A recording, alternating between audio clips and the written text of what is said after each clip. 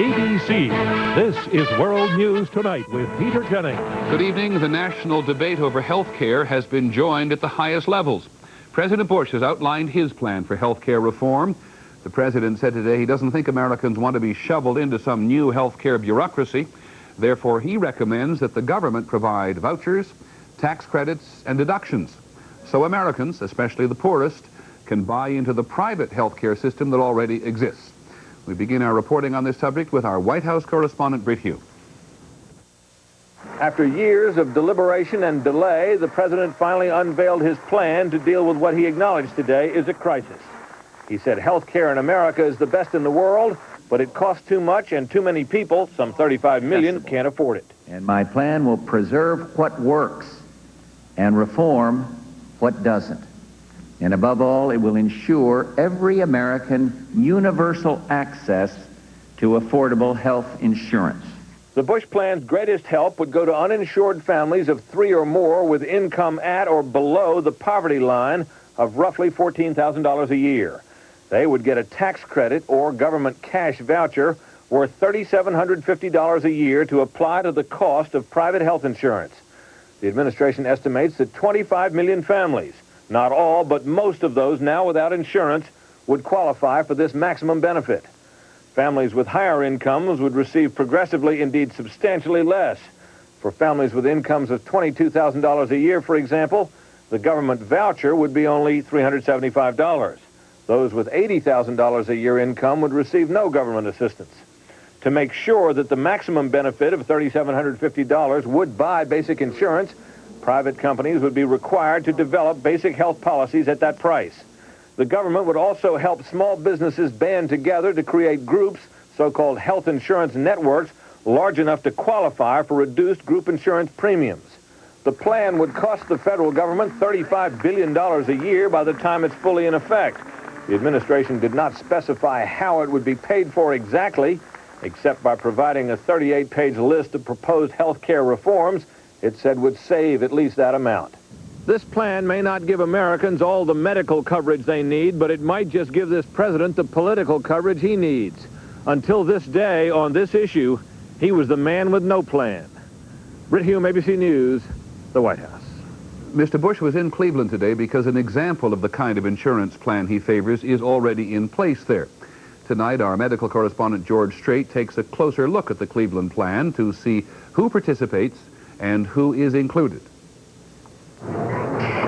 Mally's Chocolate Factory has lowered its health care cost and insured more employees by joining other small businesses in Cleveland to get group rates. But there are still problems. Insurance coverage and low rates are not guaranteed for all workers. Some programs that our organization offers are not available to everyone. An employee with a serious illness may not get full coverage. A business with a number of medically risky employees may be denied coverage or pay higher rates. Still, the president favors creating a number of small business groups around the country called health insurance networks. But many health economists say that will create a new bureaucracy that could raise, not lower, health care costs. Small businesses banding together would try to do what big businesses have tried to do in negotiating lower rates of payment with hospitals and doctors. Big businesses haven't been able to do it. Small businesses won't do any better. The administration also wants to lower costs through the increased use of health maintenance organizations. HMOs and other strictly managed health care plans have operated for more than 10 years. How much they really save is now being seriously questioned. The costs for managed care, even the most effective managed care, our long-standing health maintenance organizations, rise at the same rate that all costs rise in the nation. The president's plan would prevent insurance companies from refusing to cover people who already are sick and want to change jobs. But the plan would not stop companies from raising the rates so high as to make insurance unaffordable, and there's little in it that strictly controls the rising cost of health care. George Strait, ABC News, New York. Just one more note on the subject today, or at least for now. Today, the Centers for Disease Control said while the U.S. recorded its lowest infant mortality rate ever in 1989, virtually every industrialized nation in the world does better. On the American agenda tonight, we'll actually have more on the health care crisis. And in other news tonight, a military plane crashes into a restaurant in Indiana. 16 people are dead. And finally this evening, Queen Elizabeth celebrates 40 years as Britain's monarch. This is World News Tonight with Peter Jennings. Brought to you by Dow. So in my interview, they told me how Dow can take all this coal and turn it into clean burning gas. Wouldn't that cut down on acid rain? You got it. Sounds like one serious job, son. I just wish it wasn't so far away. Gonna miss you, Mike. Hey, take care of this for me. You can make a difference in what tomorrow brings. Son, show them what you got. 'Cause Dow lets you do great things. Do you have a cold? Yes, I do. It feels like the ocean is in my head. Here's 2 cold medicines. This relieves these 3 symptoms, this 9. Choose one. 9. I have all of those symptoms. Sinus pain, nasal congestion, and I have a scratchy throat. Here's what you chose. Are you shocked? Yeah, I am. Would you try Dristan Cold? How do you feel? The Dristan really works. And for hot, soothing relief when the flu hits, try new Dristan Cold and Flu. A military transport plane crashed in Evansville, Indiana today. At least 16 people are dead, all 5 on the plane, plus 10 on the ground. The plane from the Kentucky National Guard crashed into a restaurant and hotel just about a mile from the airport. ABC's Chris Bury is in Evansville. Just before 10 this morning, the National Guard C-130 crashed into the rear of a JoJo's restaurant and the Drury Inn Hotel next door, setting both buildings on fire. Came outside, I just felt it had to have been a plane, something that large. Ran outside, heard some screams, and the entire plane was engulfed in flames. Most inside the restaurant were able to escape, but the intense heat and flames trapped people on the hotel's 4th floor and prevented rescuers from reaching them in time. The pilots had been practicing takeoffs and landings at the nearby Evansville airport. Several witnesses said the plane had just taken off when it appeared to lose power. Just nosed over, the left wing just dropped, and he went right straight into the hotel. He was going straight nose first when he went in. The pilot in charge of the training mission was a veteran flyer. He's highly experienced, impeccable credentials. The C-130 transport has been a military workhorse for nearly 40 years, with only 1 accident per 100,000 flying hours. The 130 just doesn't go down, and that's what's baffling us all at this point. The C-130 that went down today was among the oldest. Military investigators hope its cockpit voice recorder will help them explain what went wrong to the families of victims who gathered at a makeshift morgue this afternoon. Chris Bury, ABC News, Evansville, Indiana. In presidential politics, it's been another difficult day for the Democratic candidate most people regard as the front runner. Not for the first time, there are questions about whether the governor of Arkansas, Bill Clinton, avoided the draft in 1969 by promising to join a reserve officers training program, which he never did join. Here's ABC's Jim Wooten. At every campaign stop today, he flatly denied the charges. Yes, he had opposed the war, he said, but nevertheless, he'd given up a long-term draft deferment to make himself eligible for military duty. The inference that that article attempts to draw is the direct reverse of what animated my behaviors. I put myself into the draft when I thought it was 100% certainty that I'd be called. Clinton denies that he pressured his draft board for a deferment. He got one, however, by promising to enlist in the ROTC at the University of Arkansas. But he did not enlist, and after the 2 months in which he was most likely to be drafted, he changed his mind, he says, about avoiding the draft because some of his friends had been killed in Vietnam. After he was reclassified 1A, he says that he was not drafted was simply a matter of luck. I had no way of knowing what my lottery number would be. I certainly had no way of knowing Richard Nixon was going to de-escalate the war in 1970. The story is reminiscent of 1988 charges that Vice President Quayle used family influence to join the National Guard and avoid serving in Vietnam. Today, the governor blamed Republicans for the charges against him. I think it's pretty obvious they don't want to run against me, isn't it? Clinton understands the potential damage these charges could have on his candidacy. But as he continued his campaign today, he left it to voters to, believe him or not, to hire him as president, as he put it, or hire somebody else. Jim Wooten, ABC News, Manchester, New Hampshire. There was mixed news about the economy today. Orders to U.S. factories were down nearly 4% in December, but there is a hint that things may be turning up. Several of the nation's big retail chains, including Walmart, which is the nation's largest, say that sales in January were better than expected. Chrysler Corporation said today it lost $665 million last year, including $30 million in the fourth quarter. The chairman of Chrysler, Lee Iacocca, has long been a very loud critic of the Japanese. He says it is virtually impossible for some American companies to do business in Japan, but there are U.S. companies that seem to be doing just fine. ABC's Bill Rediker has spent the last 2 days covering some of them. They came, they saw, they sold. The latest delegation of American manufacturers ignored the recent round of name-calling between the U.S. and Japan and got down to business. After touring Nissan's automated assembly plant near Tokyo, U.S. auto parts suppliers agreed to retool their production lines to meet Japanese specifications. Reason, not rhetoric, won lucrative contracts for workers back home. Given the opportunity, the people will, in fact, meet those challenges and make the improvements and fit into the Nissan system and the Japanese system. U.S. computer chip makers will also be doing more business with the Japanese.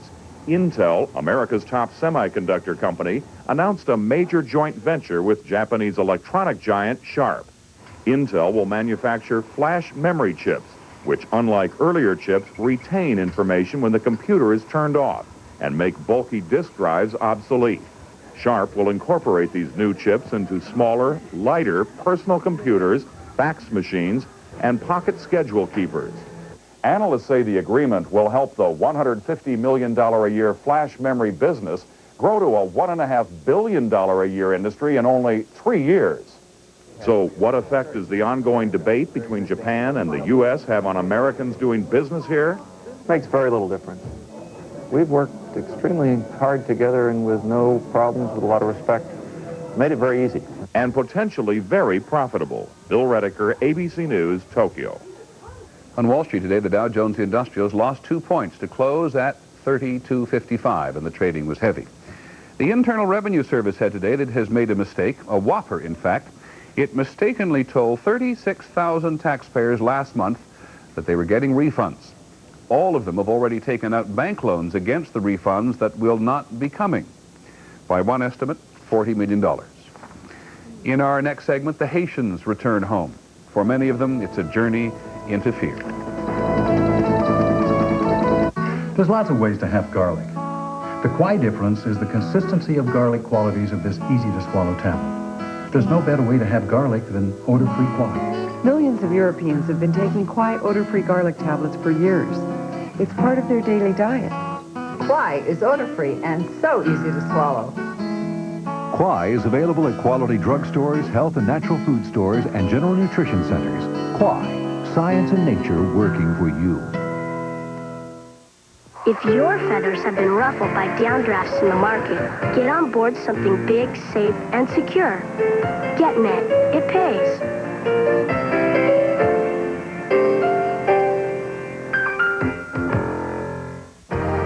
Take a 3, 4, or 7-day fun ship vacation to the Bahamas, Caribbean, or Mexican Riviera on Carnival, the most popular cruise line in the world.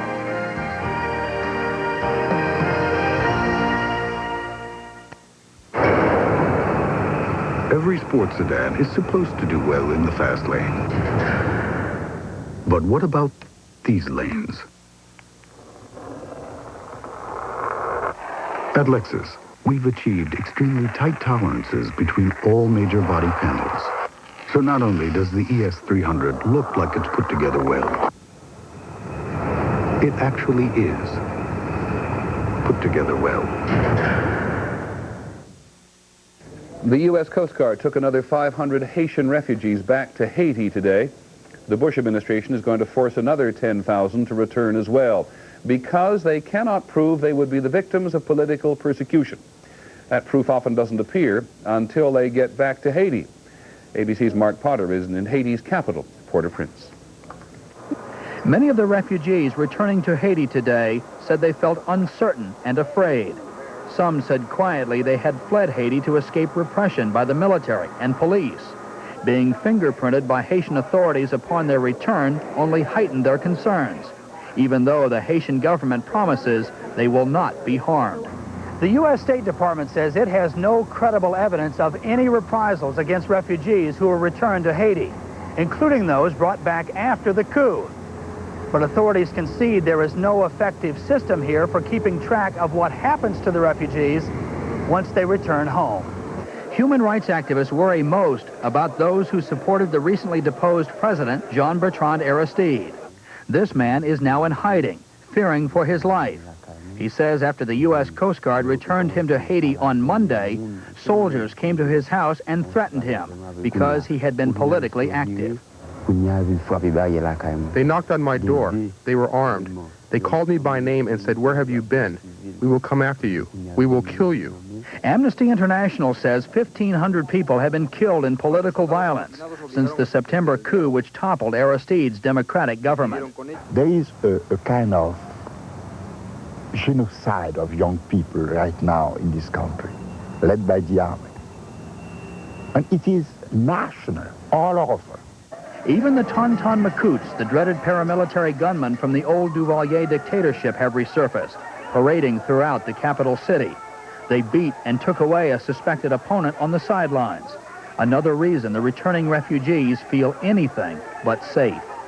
Mark Potter, ABC News, Port-au-Prince, Haiti. In other international news from Russia today, further indication of how difficult it will be to keep the economic reform process moving forward. Moscow's vice mayor says 95% of Moscow's residents are now living below the poverty line. He blames the rise in consumer prices. The Russian President Boris Yeltsin told officials in France today that if his economic reforms fail, a dictatorship may emerge. One of Mr. Yeltsin's aides says that in order to raise cash, Russia will now sell off half its oil production facilities to foreigners. Belfast, Northern Ireland, today a bomb exploded in a bus depot in a Catholic neighborhood. One person was injured. So far this year, 27 people have been killed in Northern Ireland. In a moment, the crisis in healthcare, fueled by two beliefs. American medicine can cure anything, and someone else will pay the bill.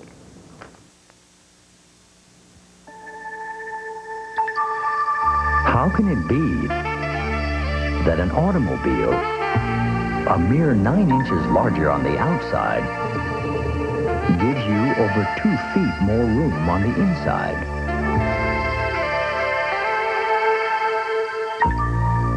Maybe it's the new map. The all-new 1992 Toyota Camry. We just couldn't paint well enough alone. I like a really big, round burger. And I like them really, really thick. You're gonna have a baseball. Smells come up and the juices drip down. I can almost hear it. By the sound, just by the sound, then I know it's ready. Whoa. Wait. It's not done. Done. It's done. No, it's done. A1. It's how burgers are. Perfect. Done. I couldn't sleep at all last night. I was tossing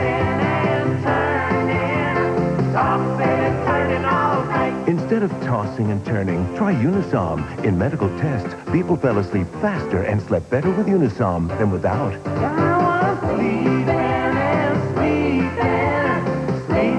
Sleeping all night. Take Unisom for faster, better sleep. Chapstick. From the freezing wind to the scorching sun, Chapstick Lip Balm is serious medicine made to help chapped lips heal fast and healthy lips stay healthy. Whatever the weather, don't take chances, take Chapstick. Nighttime, one of the worst times for pain. That's why you need new Ultra Strength Bengay with more pain relievers than we've ever had. Fast relief from muscle aches and minor arthritis pain. With new Ultra Strength Bengay, you can say goodnight to your pain. Healthcare is on the American agenda again. So far this week, we've been examining ways to reform the healthcare system. Tonight, our report is about reforming American attitudes. The expectations Americans have about the quality of health care they wish to receive have had an enormous impact on the way the system has developed. You can see it on a personal level in any doctor-patient relationship. You can see it at any hospital and any medical center.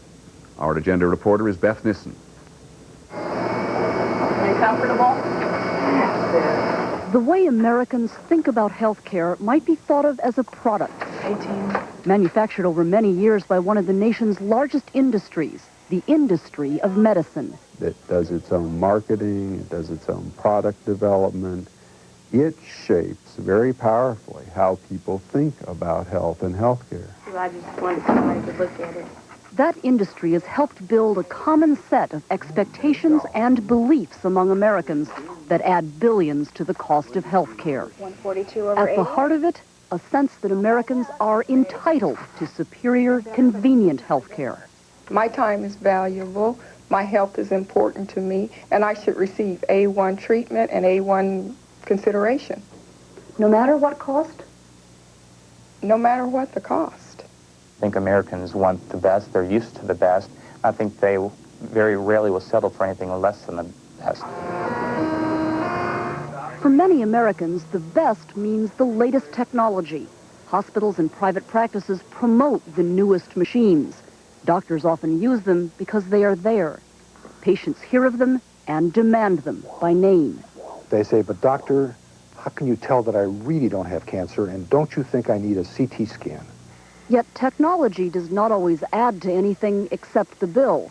Example, the electronic fetal monitor, useful for high-risk pregnancies, yet commonly used on even low-risk patients like this woman. We have monitors on every patient that we have back here that's contracting or in labor. And when the monitors indicate any unusual stress, obstetricians often do cesarean sections, which may not be necessary and are expensive. According to the Institute of Medicine, use of the fetal monitor alone adds as much as $750 million a year to the nation's health care costs. And who pays?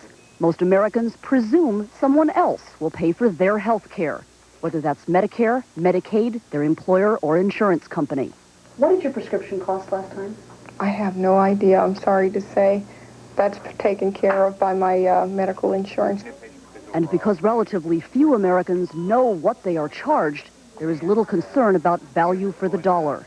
I have never had a patient ask me how much a test costs. When I have a plumber come to my house, I always get bids. I never tell a plumber, go ahead and fix it, and whatever it costs, go ahead and do it.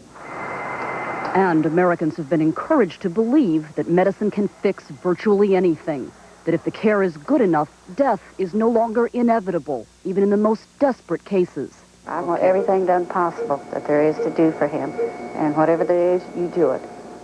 Death is seen as the enemy, and we are, as healthcare professionals, seen as duty-bound to prolong life at whatever cost. Doctors say it is common for patients like this one, an older man with chronic leukemia, to run up staggering bills in the last weeks of life. This man died after 17 days in intensive care. Yet the idea of limiting care to any patient is difficult for most Americans.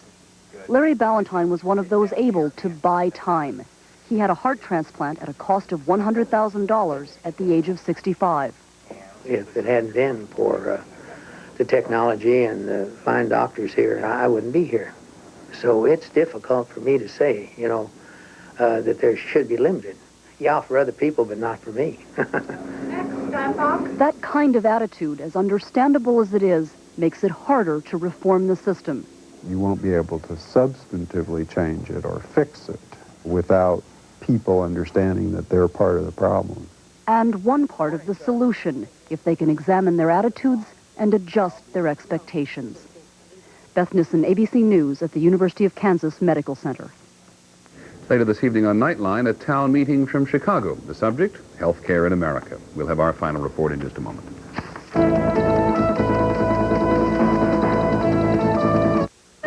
All across America, people are throwing in the towel. The scrub brush, the rubber gloves, and refusing to wash all their dishes before they wash their dishes. They're turning off their faucets and turning on the Maytag Jet Clean dishwasher that scrubs with 47 powerful jets, filters, then disposes. It's made to get dishes clean, no strings attached. Or a repairman. The Jet Clean dishwasher from Maytag, the dependability people. Imagine a rent-a-car company that offers special delivery right to your door. That's Enterprise. Here, let me help you. Enterprise, a special rent-a-car company that gives you special delivery. I found a safer aspirin. Ecotrin. For minor arthritis pain, Ecotrin's orange coating makes it safer to your stomach than plain or buffered aspirin. So I'm not concerned taking even the maximum dose. The safer aspirin, that's Ecotrin, and that's the truth. Every time it rains. The Discover card pays a cashback bonus on every penny you charge. Pennies from heaven. It pays to Discover. Introducing the new Ford Taurus and the Dummy.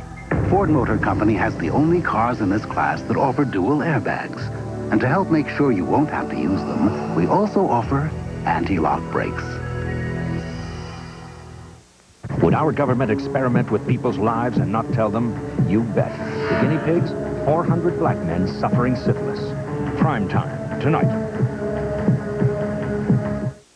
Finally here this evening, the age of Elizabeth. Elizabeth II, that is, Queen of England and a great many other places for 40 years today. ABC's John Lawrence is in London.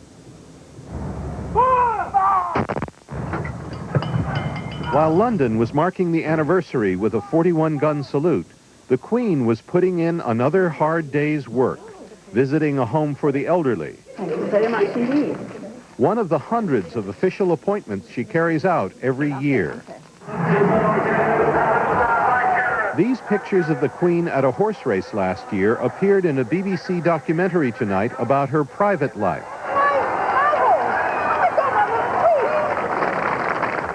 What do I get? Well, you get 16 pounds. 16 pounds? 16 pounds. Winning. The public is getting a rare glimpse into the private life of the 65-year-old Queen, now the 5th longest reigning British monarch. When it actually comes down to it, people love the Queen, and they want her to be there. So her own standing is very strong. She's never done anything wrong. Nearly 4/5 of the British public supports the monarchy. The Queen is least popular among young people, many of whom resent her untaxed wealth.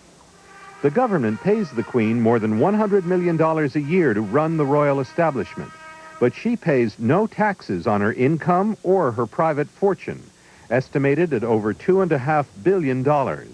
They're good to have as a status symbol and for tourism, but I think they could do a lot more. I don't think they pay their way. But older Britons who have been her subjects for 40 years feel a strong attachment to the Queen, as some of them showed today. Queen Elizabeth has no intention of handing over her crown to her son, Prince Charles. It is, she says, a job for life. John Lawrence, ABC News, London. That's our report on World News Tonight. I'm Peter Jennings. Have a nice evening. Good night.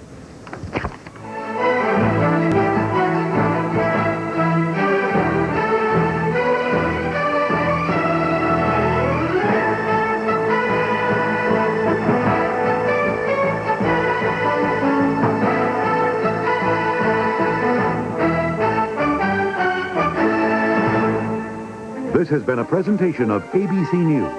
More Americans get their news from ABC News than from any other source. Thursday. Lieutenant, you'd have to come with me right away. It's your wife.